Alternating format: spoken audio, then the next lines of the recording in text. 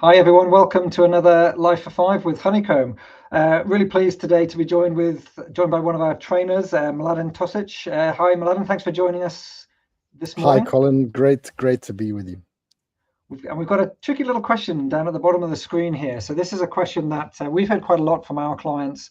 Obviously, as consultants, what we're trying to do is build trust with clients, but that doesn't mean just being a yes man and agreeing with everything they say. And sometimes we have to challenge a point of view. It's a tricky thing to do, and it's certainly something that Mladen's been working on for quite a while, and has got a few things to share. So I'm just going to pass that over to you as a very difficult question, Mladen, and see what you think about it.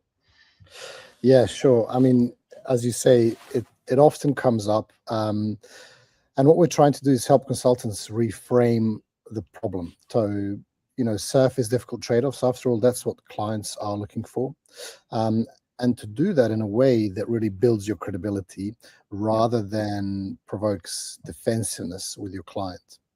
And so, what I try to guide consultants through is a simple framework. It's obviously simple in theory, but it takes a little bit of discipline to apply.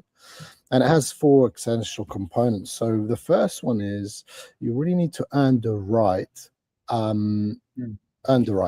to be constructively challenging to your client.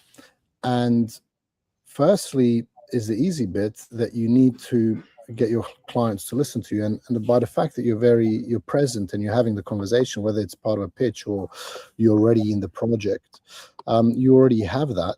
The second bit is you really need to show them that you understand their context before you start the challenges. This is that old kind of wisdom of walking in your client's shoes a little bit, and so you need to be sure that you understand that context. And one way to do that is to play it back to them, and if it's a live conversation, if you're seeing your clients nod and accept the way that you're framing their problem, that's already a really good sign. So you're sort of earning the right. That's number one. Number two is that then you need to name the tension. Now, you're not here, remember, this is about making a difficult issue that they're facing explicit. And there are two pitfalls. One is to jump into an answer, and that's not what you're doing here. And the second one is to somehow make it personal. So this could be, and you really need to be careful. Obviously, that's why you need to understand the context of their situation and the problem, so you can avoid making it personal. So essentially, success is name the tension, i.e. make the difficult issue, name it but not make it personal. And you need a little bit of empathy. You need to think about, again, through your client's shoes. And that's the second one. So you name the tension. And then the third one is you offer a perspective. And of course, this is where you sort of earn your keep. But in a way, you need to bring a clear point of view. This may not happen. This is probably a number of conversations later. But of course, during a pitch meeting, you may have had a chance to think about some of this beforehand, and you may do it, bring a clear point of view during the session. But again, they're expecting a clear point of view. This is why you're in the room. Not just more questions. So up until this stage, you've had a chance to ask questions. You're answering. And the last one is to invite the client in. So this is where it's not a confrontation. It's not you versus them as a consultant, but it's really about helping turn this challenge into a joint conversation. So you're asking for their perspective. You're asking for their reactions to your point of view. What would be the most challenging things about some of the things you said, etc. And this is a kind of four steps. It sounds very simple, but I think it's a discipline application means that you can have a very constructive challenge of your client's point of view if you stay true to these four elements. Okay, I think it's a very helpful model. That's earn the right, name the tension, offer perspective. I think that fits quite well.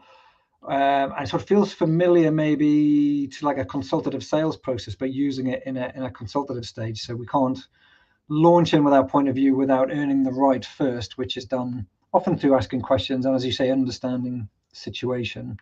And I guess potentially takes a little while and a depth of relationship to earn the right. But I guess also why it's so important for us as consultants to build personal brand, to give us a bit of credibility as early as possible, to help with earning the right. I think that's right. And I think I would say that as a consultant, and you want to be, training your consultants in this, you need to be applying it from your very first interactions with the client. Yeah. So, it's very difficult if you haven't adopted this stance of constructive challenger in your first interactions with the client to sort of switch to it later on. And there's obviously a danger that if you don't adopt it early enough, you become a sort of an executor of the tasks that they define, right? And you lose. There's a window in which you need to, and then of course once you own that positioning, then of course you need to maintain it, and you apply the framework, I think, throughout. Yeah, I think you're absolutely right. It's something that is a key concept that we haven't got time to talk about it now. We're already over their 5 minutes, but the idea of setting a perception and an expectation that you're not there to be a technical vendor, you're there to be a trusted advisor, which includes appropriate level of challenge. We have to stop it there because we're about to hit the 6-minute mark. But Mladen, thanks very much. It was really helpful, really interesting. For more resources from Honeycomb, as always, just go to the QR code on the top of the screen there, and I'll take you through to all sorts of other useful tips. But for now, thank you very much. Thanks, Mladen. Thank you, Colin.